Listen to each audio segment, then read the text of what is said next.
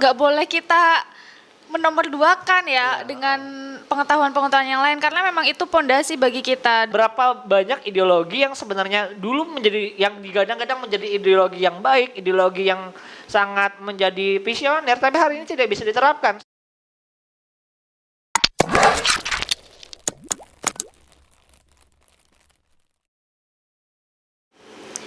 Bismillahirrahmanirrahim. Assalamualaikum warahmatullahi wabarakatuh.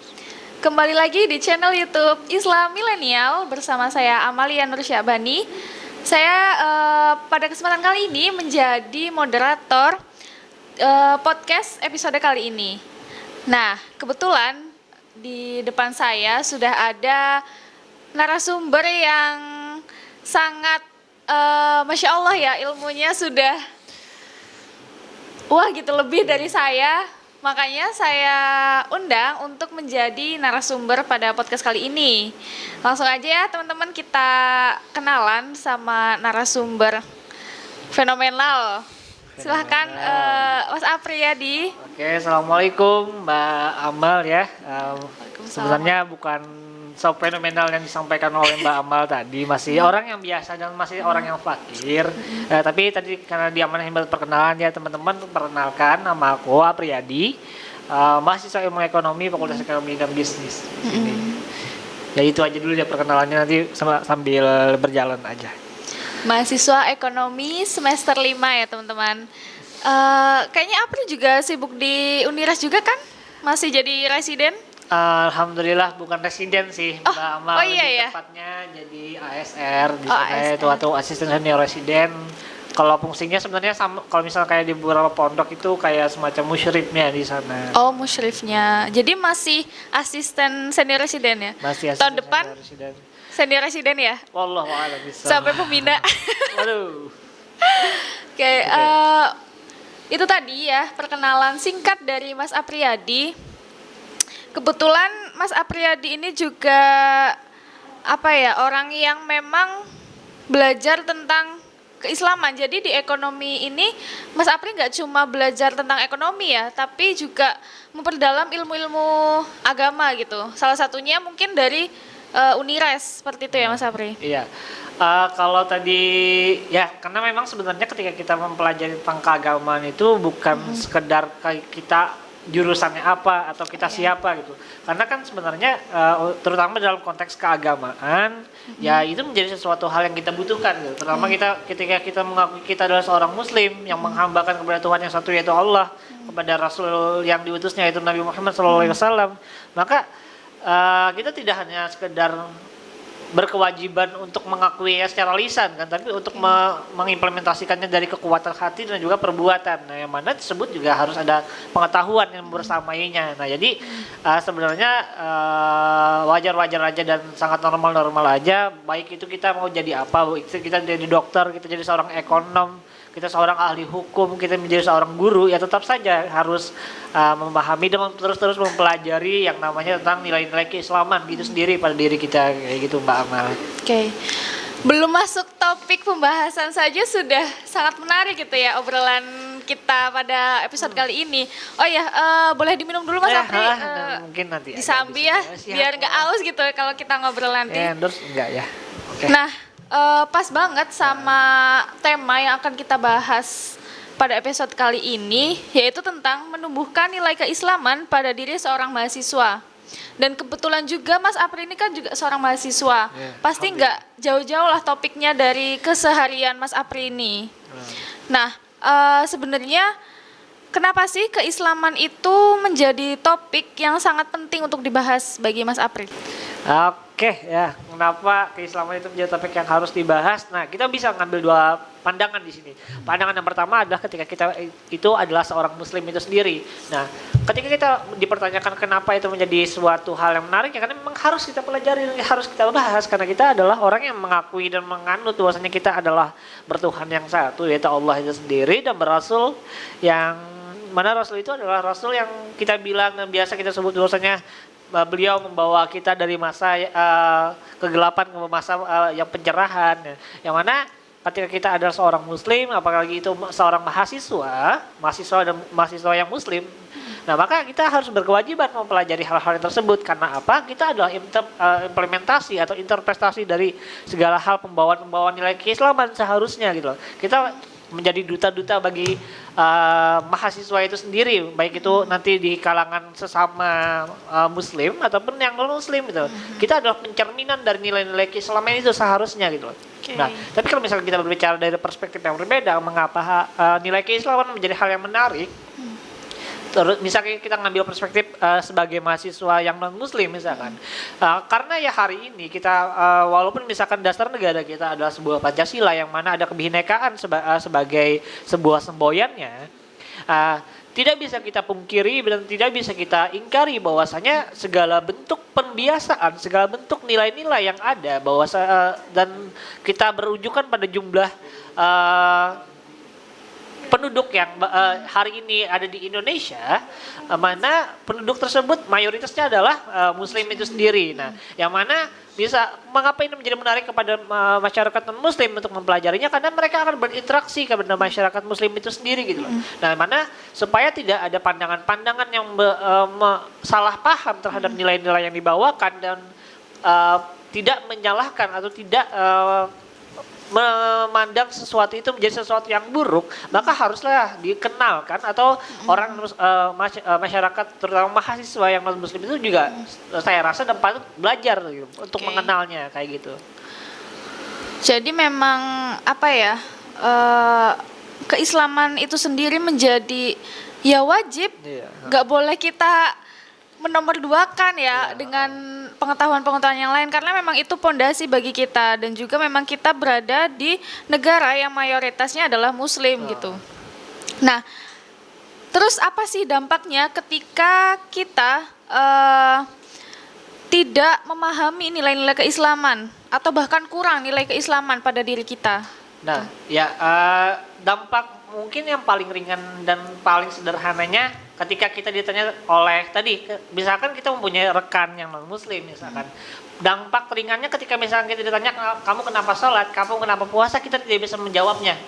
Itu dampak ringannya. Dampak terburuknya atau dampak paling besarnya adalah rusaknya suatu generasi Islam itu sendiri gitu. Nah, karena apa? Misalkan nilai keislaman tidak lagi relevan bagi masyarakat, bagi pemuda-pemudi Islam itu sendiri, maksudnya tidak relevan di sini bukan berdasarkan penerapan nilainya, tapi pengimplementasian pandangan dari masing-masing pemuda terutama atau pemudi Muslim itu sendiri, maka dampak terbesarnya adalah kehancuran dari generasi Islam ke depannya. Gitu. Karena kalau misalkan tidak memahami secara benar atau kalau rada religiusnya bahasanya secara kafah tentang nilai-nilai keislaman itu sendiri, maka kita akan menjadi mudah terbawa arus. Yang itu yang pertama, karena hari ini pola pendoktrinasian atau pengrusakan suatu generasi itu sangat mudah, yaitu dengan cara bukan merusak sesuatu hal yang mereka miliki dari segi material, tapi sebenarnya dari pemikiran, yang mana misalkan kita hari ini memaklumin sesuatu hal yang sebenarnya tidak bisa kita maklumin. Ya, itu salah satu wujud awal atau suatu wujud pembiasaan pemakluman yang sebenarnya tidak boleh mulai kita biasakan atau mulai kita kurangkan hal-hal tersebut gitu. Mungkin seperti itu, Mbak Amal. Jadi memang serumit itu ketika kita tidak memahami nilai-nilai keislaman atau bahkan kuranglah dalam diri kita. Contoh kecilnya yaitu tadi memang bukan sekecil sholat sih, maksudnya sholat yang kita lakukan sehari-hari, ketika kita tidak tahu mengapa kita sholat ya, maka orang lain tuh akan meragukan meragukan keislaman dalam diri kita. Atau bahkan misalkan Mbak Amal, kita pernah mendengar beberapa kasus yang viral belakangan ini tentang child free ya. Iya, nah, child free itu sebenarnya adalah sesuatu yang berkembang di tahun 70-an. Awal-awal mula dan awal-awal tren menjadi tren centernya itu sebenarnya tahun 70-an. Tapi kenapa itu kembali viral? Itu karenanya memang orang atau tokoh yang mengemukakannya beberapa belakangan ini kan adalah orang-orang yang bisa dibilang adalah orang Islam itu sendiri, berkerudung, berhijab, dan menyuarakan hal tersebut. Maksudnya di sini adalah itulah salah satu bisa jadi penggeseran atau perusakan nilai moral keislaman dari generasi Islam itu sendiri gitu loh. Karena sebenarnya rusaknya suatu generasi itu sebenarnya dampak yang paling besar dan paling cepatnya itu bukan dihancurkan dari eksternal, tapi dari internal. Nah, Dari itulah dalam diri. kenapa yang saya bilang tadi dampak terbesar dan paling akan berbahayanya bagi kita generasi Islam adalah ketika generasi Islamnya itu sendiri tidak mengakui dan enggan untuk menjalankan nilai-nilai keislamannya seperti itu. Oke. Itu tadi gambaran secara umum tentang rusaknya generasi Islam akibat kita tidak mau belajar tentang keislaman itu sendiri ya teman-teman. Nah, kalau misalkan dalam lingkup kampus, pandangan Mas Apri sendiri terkait nilai keislaman dalam diri mahasiswa itu yang terjadi saat ini itu seperti apa? Oke. Nah, kalau kita berbicara dalam lingkup kampus, sebenarnya ini akan menjadi jawaban yang sangat majemuk. Maksudnya majemuk seperti ini karena kadang ada beberapa ada sekumpulan dari beberapa mahasiswa. Kadang untuk menerapkan nilai-nilai keislaman tersebut karena misalkan kita ambil sampel kampus A. Kampus A itu adalah kampus yang berbasis keislaman misalkan. Nah, yang mana nilai-nilai keislaman sudah menjadi bagian peraturan yang dilaksanakan di kampus tersebut. Jika tidak melakukan, maka itu akan memberikan sanksi kepada mahasiswa. Nah, golongan yang pertama ketika mahasiswa merespon tersebut itulah golongan mahasiswa yang sadar. Golongan mahasiswa sadar yang saya maksud adalah mereka menerapkan bukan semata-mata karena itu menjadi sebuah peraturan, tapi karena mereka sadar itu adalah sebuah kebutuhan. Itu masih ada golongan-golongan tersebut walaupun bisa misalkan banyak dan sedikitnya, tapi insya Allah masih ada dari beberapa kalangan kampus gitu loh.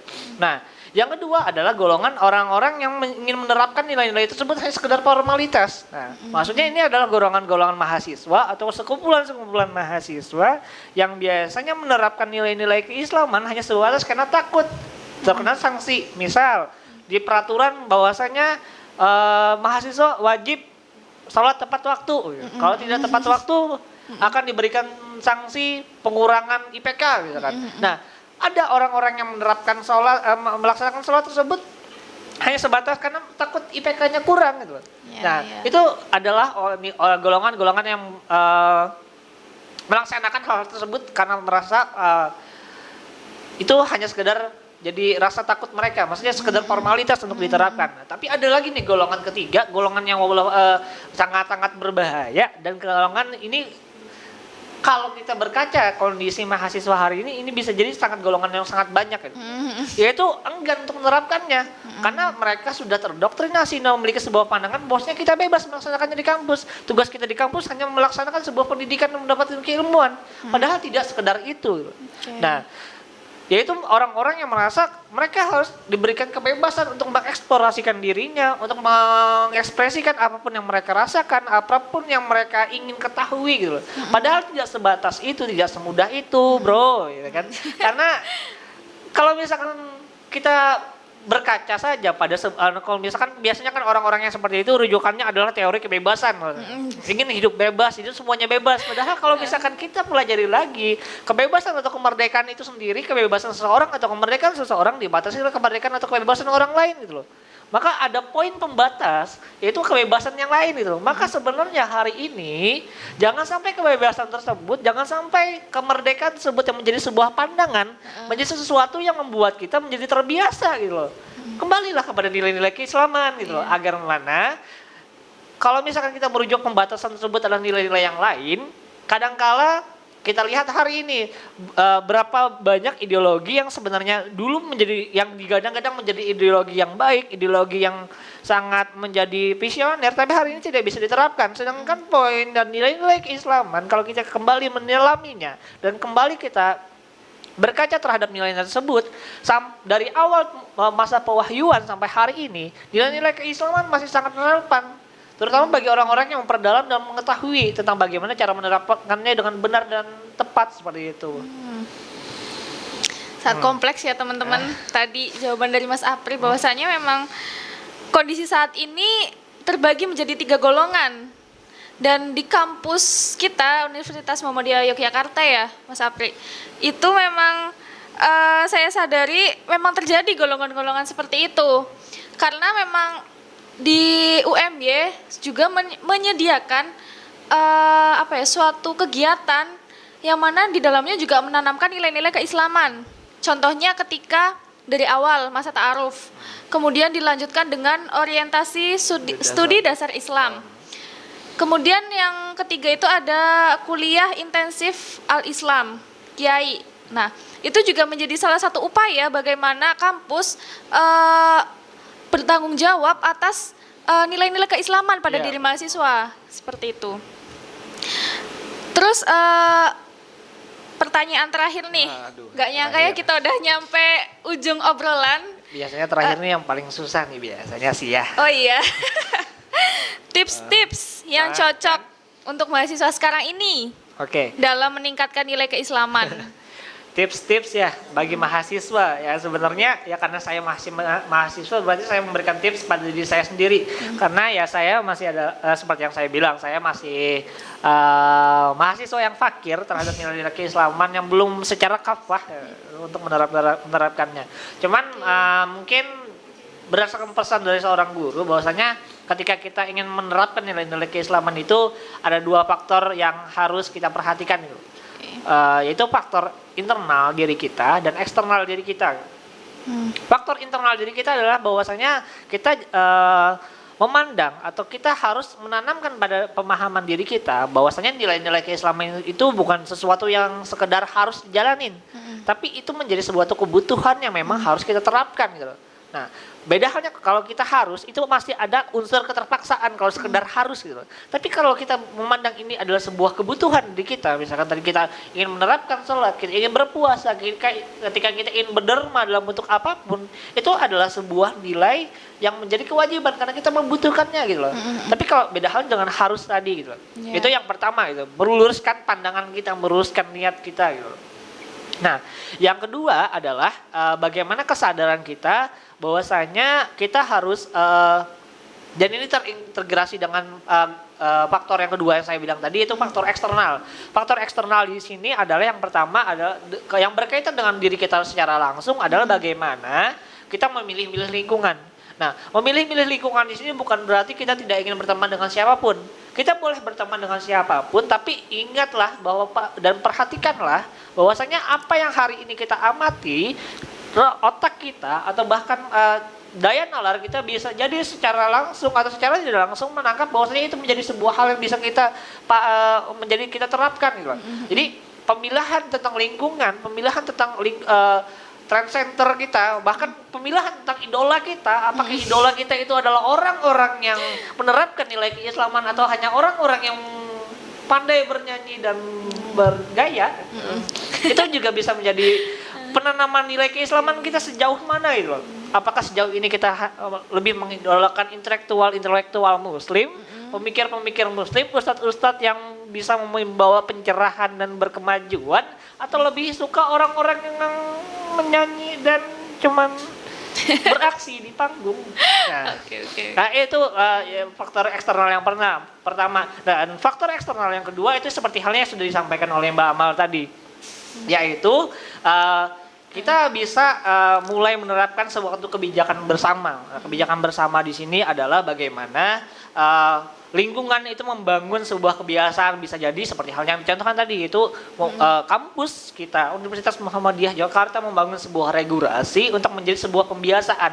Karena nilai-nilai tadi, terutama nilai-nilai keislaman dengan faktor misalkan ada sebuah penggeseran dari pemahaman dan penerapan dari mahasiswa itu sendiri, maka harus ada sebuah regulasi yang disusun untuk menjadi sebuah pembiasaan yang diterapkan oleh mahasiswanya itu baik secara sadar dan tidak sadar, baik secara terpaksa ataupun tidak terpaksa. Mungkin seperti itu Mbak Amal. Oke. Gak nyangka sih ternyata kita sudah sampai di penghujung obrolan. Setelah tadi banyak diskusi dengan Mas Apri ya terkait mahasiswa dan nilai-nilai keislaman gitu ya. Yang bisa aku simpulin sih sebenarnya memang sebagai seorang muslim, apalagi ditambah titel mahasiswa gitu, mempunyai beban dan tanggung jawab yang besar gitu untuk umat. Apalagi memang yang bergerak saat ini adalah seharusnya seorang mahasiswa gitu ya, seorang agen perubahan. Dan seorang agen perubahan itu juga harus peduli dengan dirinya. Dirinya tuh butuh apa sih? Butuh belajar. Dan kemudian juga harus perhatikan siapa teman kita, siapa lingkungan kita. Apakah memang lingkungan ini yang menjadi faktor pembentuk dalam diri kita nih. Ya kita berteman sama orang yang misalnya rajin sholat, ya insya Allah kita akan terbawa menjadi rajin sholat seperti itu. Itu contoh kecilnya ya teman-teman ya. Terima kasih sekali ya Mas Apri atas sharing-sharingnya di episode kali ini. Semoga kita bisa bertemu di lain waktu. Oke. Terima kasih ya teman-teman sudah menonton channel YouTube ini. Nantikan episode-episode berikutnya di YouTube Islam Milenial. Jangan lupa like, comment, and subscribe. Kami pamit undur diri. Wassalamualaikum warahmatullahi wabarakatuh. Waalaikumsalam warahmatullahi wabarakatuh.